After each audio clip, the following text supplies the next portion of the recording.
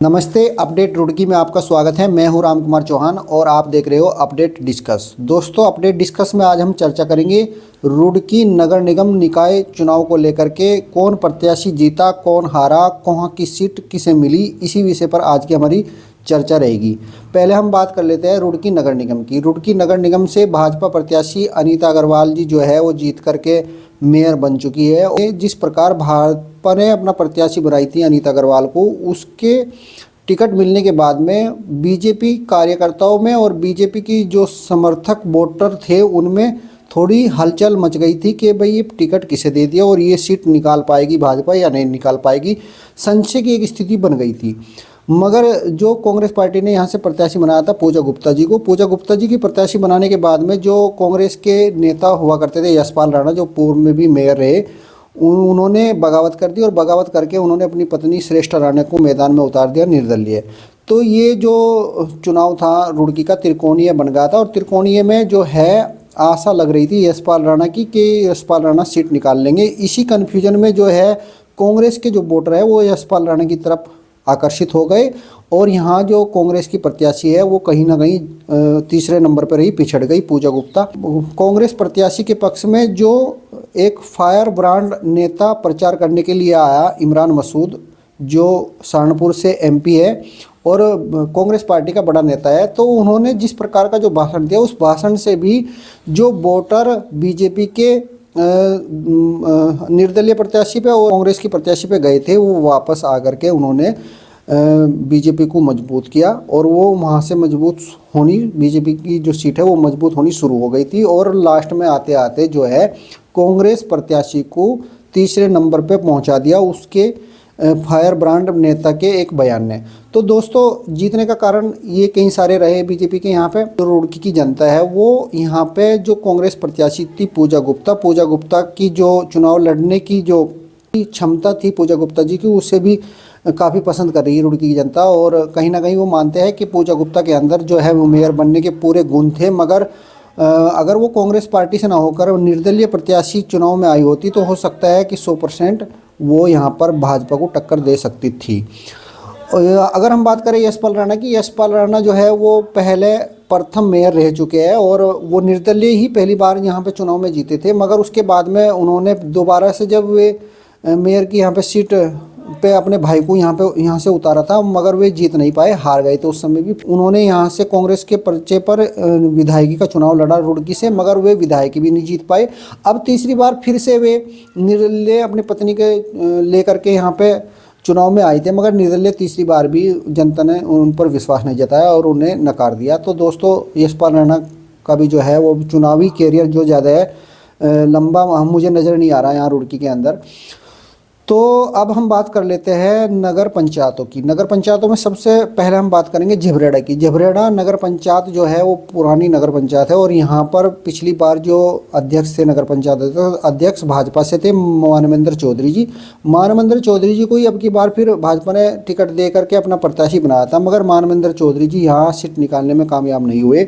यहाँ से जीती है किरण चौधरी, जो गौरव चौधरी जी की धर्मपत्नी है और ये कांग्रेस के पर्चे पर यहाँ से चुनाव लड़ रहे थे। और गौरव चौधरी और मानवेंद्र चौधरी दोनों चचेरे भाई है, भाई है, दोनों चाचा ताऊ के लड़के हैं और पूरी जो सत्ता है वो इन्हीं परिवारों के बीच में रहती है। ये हमेशा से एक दूसरे के खिलाफ चुनाव लड़ते आए हैं और अब की बार यहाँ गौरव चौधरी की पत्नी किरण चौधरी झबरेड़ा नगर पंचायत अध्यक्ष बनी है।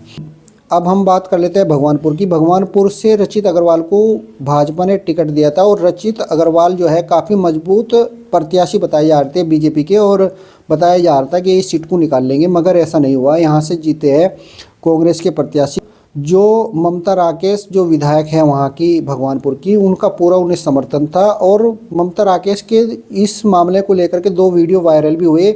एक वीडियो वायरल आप देख रहे होंगे जिस दिन वोटिंग पड़ी, उस वोटिंग को लेकर के ममता राकेश ने धरना प्रदर्शन किया और उनका रोने का एक वीडियो भी काफ़ी वायरल हुआ। दूसरे दिन जब वोटिंग की काउंटिंग होनी थी तो उस दिन भी ममता राकेश ने प्रशासन को धमकी दी थी अगर कोई गड़बड़ी हुई तो वह आत्मदाह कर लेगी। तो यहाँ से भी कांग्रेस का प्रत्याशी जीतता हुआ नजर आया और रचित अग्रवाल भी यहाँ से हार गई। तीसरी हम बात करेंगे इमली खेड़ा की। इमली खेड़ा नगर पंचायत जो थी वो नई नगर पंचायत थी, पहली बार यहाँ पर चुनाव हुए और नगर पंचायत को लेकर के यहाँ पे काफ़ी वाद विवाद रहा मतदाताओं के बीच में, क्योंकि इमली खेड़ा के साथ में 3 गांव और जोड़े गए थे, माजरी, गुम्मेवाला और रंगड़वाला। माजरी से आने वाली थी राजबाला सैनी, जिसे भाजपा ने अपना प्रत्याशी बनाया। राजबाला सैनी जो है पूर्व में 2 बार प्रधान रह चुकी है और भाजपा की कार्यकर्ता थी, मंत्री थी जिले में, और उन्हें टिकट दे करके उन्होंने यहाँ चुनाव में उतारा था। मगर इससे जो इमली खेड़ा की जनता है वो नाराज़ हो गई और उन्होंने अपना एक निर्दलीय प्रत्याशी खड़ा कर दिया, मनोज सैनी। मनोज सैनी ने यहाँ से चुनाव जीता है। और अब हम बात करेंगे कलियर की। कलियर में भी भाजपा की कोई यहाँ पे फाइट नहीं थी, और इसी प्रकार लंडोरा में भी भाजपा की कोई फाइट नहीं थी। इसी प्रकार हम बात करेंगे अब ढिंढेरा की। ढिंढेरा में अगर हम बात करें तो यहाँ से रवि राणा का नाम काफ़ी सुर्खियों में आया। रवि राणा ने काफ़ी सुर्खियाँ बटोरी चुनाव को लेकर के, और रवि राणा जो है काफ़ी मजबूत कैंडिडेट भाजपा के लग रहे थे कि वो सीट को निकाल लेंगे। मगर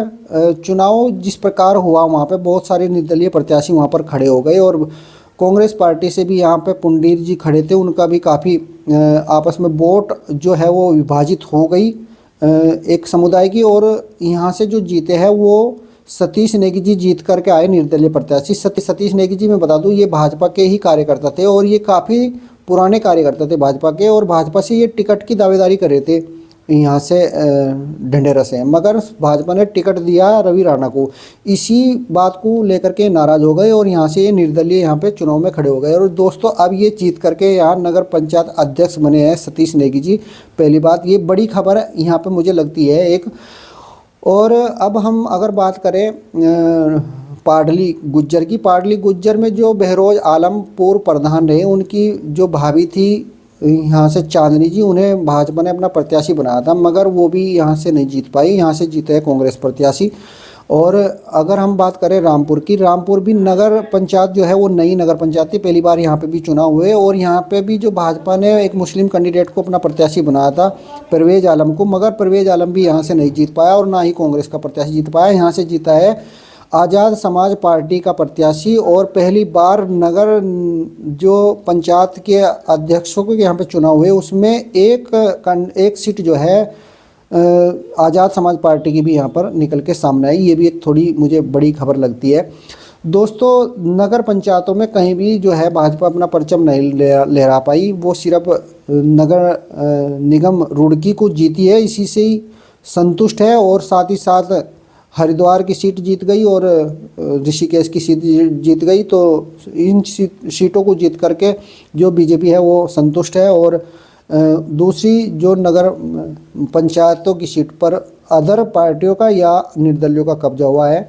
अगर आपको हमारी अपडेट पसंद आती है तो हमारे चैनल को सब्सक्राइब कर लीजिए, वीडियो को लाइक शेयर जरूर कर देना। यूट्यूब पर भी जाकर अपडेट रुड़की आप देख सकते हो और फेसबुक पर भी देख सकते हो। बने रहिए हमारे साथ में, अगली वीडियो में हम फिर मिलेंगे नई डिस्कस लेकर के। नमस्कार।